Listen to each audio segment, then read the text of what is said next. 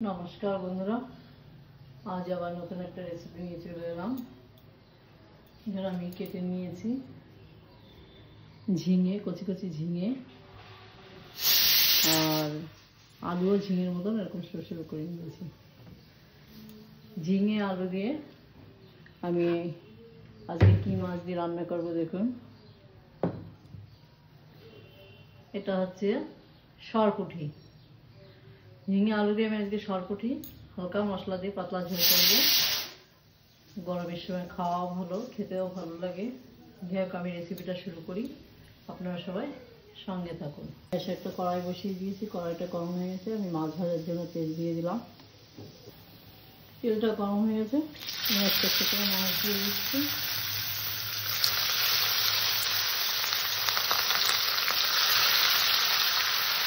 চারটে মাছ দিয়ে দিলাম, 3টে মাছ দিলাম।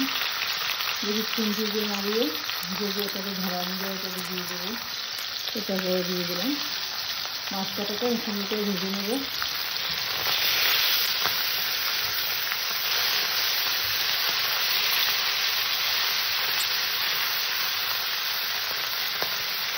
মাছ কাটা ভাজা হয়ে গেছে, মাছ কাটাকে তুলে নেব।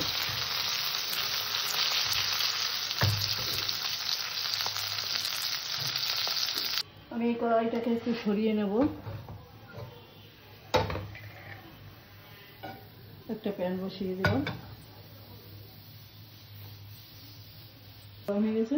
অল্প কটা ধনে, অল্প কটা জিরে, এটাকে আমি ভেজে নেব। এটা ভাজা হয়ে গেছে, আমি নামিয়ে নিলাম। কড়াইটা বসিয়ে দিয়েছি, এই কড়াইটাই মাছ ভাজা কড়াইটা। এর ভিতরে আমি আর একটু তেল দিয়ে দিলাম।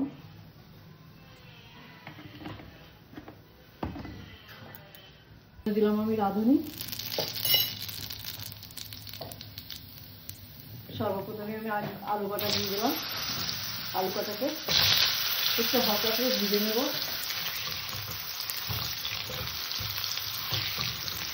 আলু কাটা ভাজা হয়ে গেছে, আমি এবার ঝিঙে কাটাকে দিয়ে দিলাম।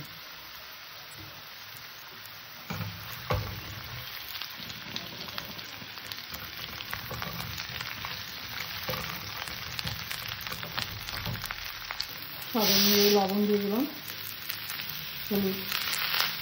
এটাকে আমি একটু কষে নেব।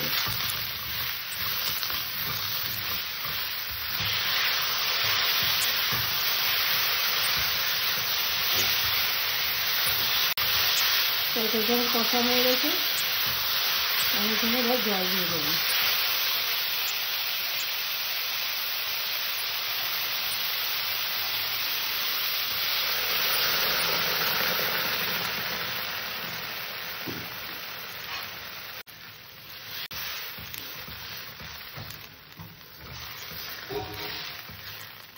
ঝিঙের তরকারি যেহেতু বেশি জল দেওয়া যাবে না, এবার আমি এটাকে ঢাকা দিয়ে সুন্দর ঝোলটাকে ভালো করে ফুটিয়ে নেব।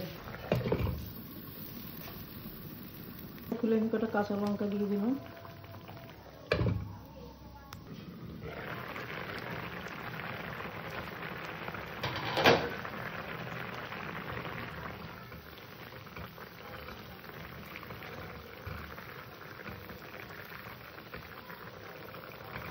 আর আলুটাও গলে গেছে।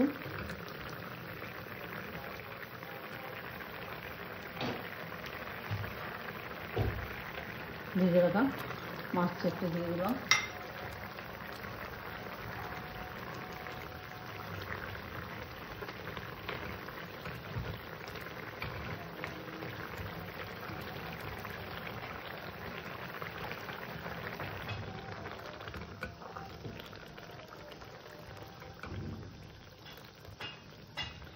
এই সরপুঁটি মাছগুলো আমাদের এখানে খুব কম পাওয়া যায়, তবে এখানে মাছ পাওয়া যায় না ঠিকই, মাছ খুব কম পাওয়া যায়, কিন্তু এই সরপুঁটি মাছটা পাওয়া যায়, প্রায় বাজারে দেখা যায়।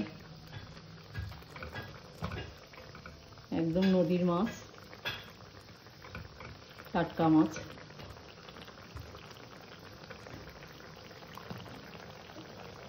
আমি শুকনো খোলায় যে ধনিয়া জিরেটা ভেজেছিলাম গুঁড়ো করে নিয়ে এসছি, এটাই ছড়িয়ে দেব। কারণ আমার তরকারি হয়ে গেছে, নামিয়ে নেব।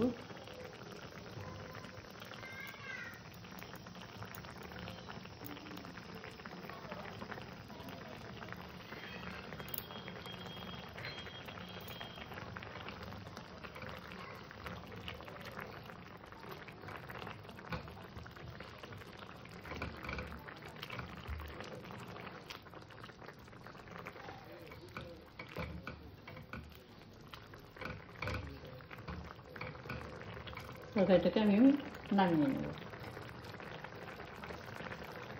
আমি আজকে ঝিঙে আলু দিয়ে সরপুটি পাতলা ঝোল করলাম।